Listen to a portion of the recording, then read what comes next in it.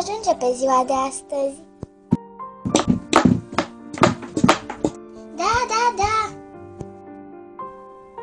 Cine sunteți? Eu sunt o fată de la mitărie. Am venit dacă vrei să vii cu noi. Da. Mașina merge foarte repede!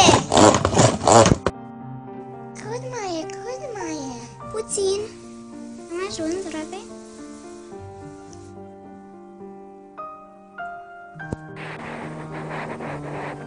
Am ajuns.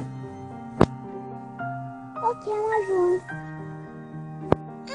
De ce m-ai închis? Pentru o cauză nobilă, vreau să mori mai repede. Cred că ceva toxic te va omorâ. Foarte bine.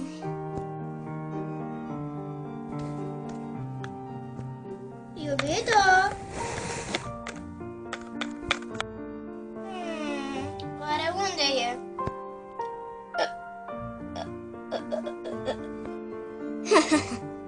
Asta-ți meriți!